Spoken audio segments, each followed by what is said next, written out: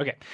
What I want to show you guys is importing something from Animate. Now, I know some of you guys have probably already done this. I know with the midterm, there was some trouble with keeping like animation over live action. So with some of you, I worked with taking both of your components, your live action and your animation, putting it into After Effects and kind of working it together. And I want to go over that process one more time just for the sake of this, because I think it will be really helpful. And I think it will make your compositions and your projects a lot more fun to have something from Animate put into After Effects and see them kind of working together. Because After Effects is a really great tool for compositing things together. Rarely do people work solely in After Effects. Usually you're going to be bringing things in, whether it's 3D models from Maya or Blender or whatever 3D program you're working with, or whether it's images or images from, uh, Illustrator, Photoshop, or animations from Animate. So what I'm going to do is create new. I'm just going to create a really simple little animation. I'm going to do 1920 by 1080, 12 frames per second. That's fine. So what I want to do is create a little bat. And I'm just going to create a simple flying bat animation. I'm going to zoom out a little bit. And one thing that I just want to note for everybody, I talked about this at the beginning of the semester. I haven't really harped on it as much as I should. But you should always, always, always, always have a sketchbook, and you should always, always, always do preliminary sketches before you work on anything digital. And I know it, I've said this before, and it's just so important. Any graphic designer, any digital artist, any game designer, anyone who works in any kind of digital space knows to keep an analog sketchbook and just work pen and pencil and paper first, because you can so quickly draft things up, you can mock things up, you can see what colors work together, you can have hands-on, and you don't have these tools like After Effects and buttons and things like that getting in your way. It's a lot more direct to kind of get your ideas down on paper first, and then you can prototype them digitally. So just to prove that point, I do have some sketches. So I'm not working just from nowhere. I have kind of sketched out some little caves, and I do have this little kind of rough bat animation. You know, it's only 4 frames, but that's all I need for this, and to keep it simple. And that too is a really big takeaway that I'd love for you guys to take from this class is keep things really simple because it's really easy to get complex. But if you can boil things down to their kind of basics, then you're really going to, save yourself a headache and do yourself justice later down the road. All right, so I'm going to make a line. And this is just for my reference. What is it? What? Oh, there you go. And my stroke to white.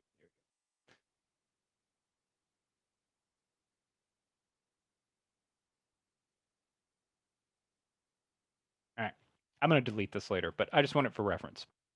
So I'm going to draw a really, really simple bat. I don't want any fill here or any stroke. I want my fill to be black. I'm just going to take a circle. There we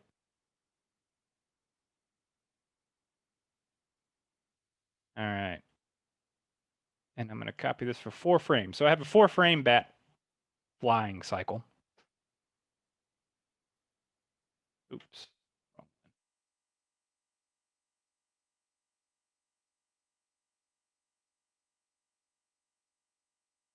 Ah.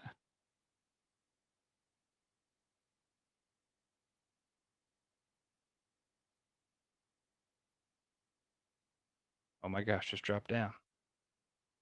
There you go. Close enough.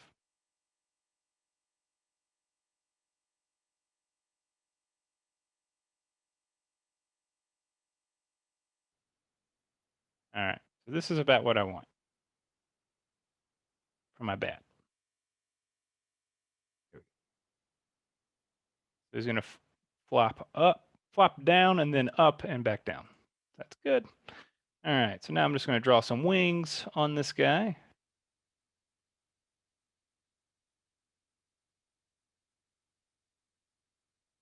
And a head. Well, I'll add the head later.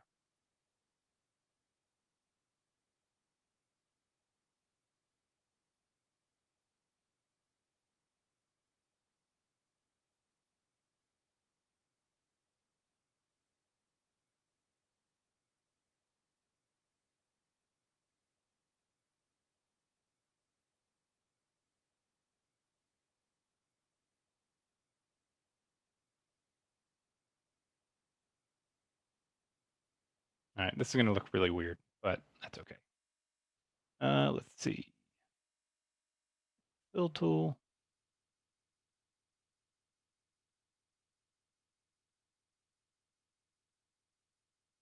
All right, let's see what this looks like.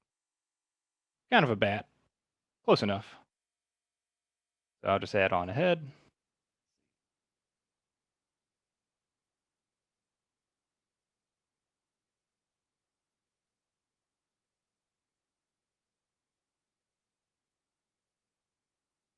I'm just going to Control C to copy that, and that way I can just plop it on anywhere. I turn that on. My onion skin just for my previous frame.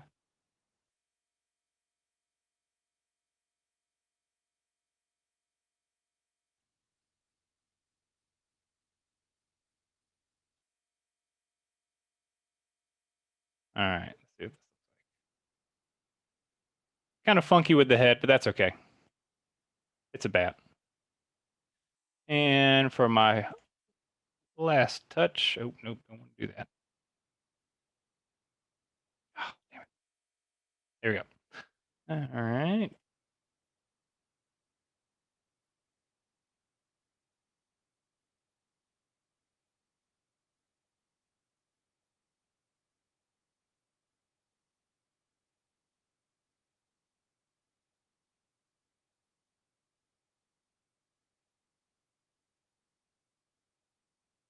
And maybe we'll give him a little ear.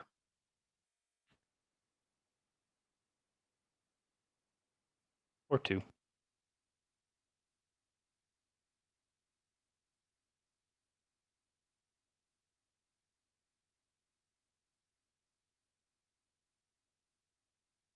Okay, so I have my bat. Let's see what he looks like. There we go. Close enough. All right, so let's say you have this animation that you made in Animate and you're really proud of it and you want to bring it into After Effects. Delete that. Now, this is my whole stage. This is 1920 by 1080. This is going to be a really big bat in After Effects, but that's okay. I can scale it down. So what I'm going to do is File, and I'm going to export. I can export this as a movie, like we've done in the past, or I can export this as an animated GIF. And what that will do is it won't necessarily give me a GIF. It will give me a sequence of images. I did this last night testing, and I made my little bat. Doesn't look near as good as this one. So I'll delete that. And I'll go back into Animate. So I'm going to export animated GIF. There we go. Actually, no, I'm not going to export as animated GIF. What I'm going to do is export as just a movie. And there we go. So I'll name it bat. And when I save as type, I'm going to save it as a JPEG sequence. It's going to save straight to my desktop. I'm going to save. This is fine. Hit OK. So now if I look out here, so now I have bat 1, 2, 3, and 4 because I only had 4 frames. Great. I'll exit out. No, I don't need to do that. Go back into After Effects. And what I'll do is bring those images into my project. So I'll grab all 4 of those, drop them in here. So now I've got 4 images of a lovely little bat. What I'll do is create a new composition down here on this little create a new composition icon. I'm going to name it bat. I'm going to turn my frame rate to 12. Not that it makes a difference. But that's what my original animation was set for in Animate. Yep. But remember, I'm just importing images in here. So what I'm going to do now is grab all 4 of these images, drag them down to my timeline. And so what I want to do is make sure that I have consistency with the length of my animations or the length of my exposure of these images. So let's see. I think they're all okay. They all start at the same spot. Control Z that. And I'll go out to maybe, let's see, 12 frames per second. So I'm going to zoom in. There we go. So 12 frames is 1 second. So there's 4 images. I want this to be a 1 second animation. So that means each image needs to have 3 frames each. Right? Sounds like good math. All right, so I'm going to go to 3 frames right here. Select all my layers. And then I'm going to Control, Shift, and D, Delta. And what that does is that divides my frames. It splits them, or splits my timeline right where my marker is. So now I have all this section highlighted. I'm just going to hit delete. And there we go. So now I've got my 4 sections of my bat image, all 3 frames long. And what I'll just need to do is get them in the right order.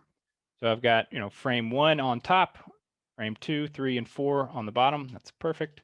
So I'll select these 3, move them over, select these 2, move them over, and then this last one moved over. And so if I did this right, this should end right at 1 second, and it does. Perfect. So I'm gonna hit N to, oh, there we go, to move my work zone. Now you'll see in this frame, it's not actually doing anything. I'm gonna extend this out 1 more. There we go. So it's still only 1 frame, but it's just extended out. Or 1 second, because my work area here. Now, if I play this, they've got a nice little bat flying around, and that's something. Okay, so let's see. My composition is still, let's zoom out. My composition is still 30 seconds long right here. So if I bring this bat into my parallax scene, it's going to be a 30-second composition, and I don't want that. I just want it to be 1 second of this bat kind of animating. Now, what I can do, and what you should do if you're doing this, is you'll go up here to your workspace bar, this little kind of work area, excuse me, this highlighted thing that shows you what you can play through. You'll right click, and you'll go to Trim Comp to Work Area. So what that'll do is it'll kind of extend this all out, but it'll only make your composition go to whatever your work area was set to. So that's 1 second. So now this composition is only 1 second long. And so now if I go back to my parallax scene right over here, I can grab my bat composition, bring it in here, and it's at the bottom. Let's see, I'll put it up top. There we go. And so now I see it. It's a 2D layer still. That's fine. And if I look down here, where is it? There we go. So now I see it as this big box. Now if I turn it into a 3D layer, there we go. So now I don't really see it or anything. Let's see, there we go.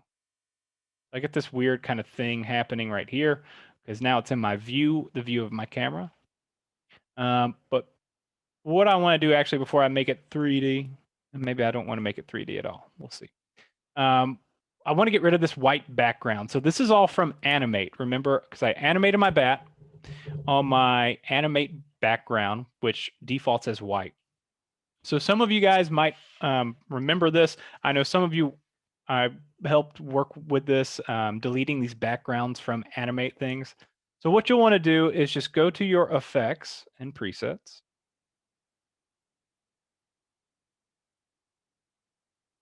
And I'm going to type in key. I have found, and there's several different keying options. I found that the color key works best for me. So I'm going to grab it. I can drop it over my layer. If you're working in 3D space, it might be a little kind of confusing. This looks like it's hitting here. or I can just drop it right here. There we go. And so then I'll get this kind of, it'll say parallax scene bat, and then my color key, that's my effect. So I'll hit this little pipette and hit this white background, and there we go. We'll delete it. Now I'm still getting this kind of rough edge around here, this white edge around my bat. I don't like that. So I can adjust my edge thin. That's pretty good. It just makes my bat look a little crappy.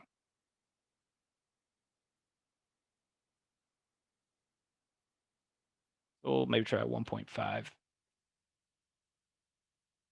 And that's pretty close.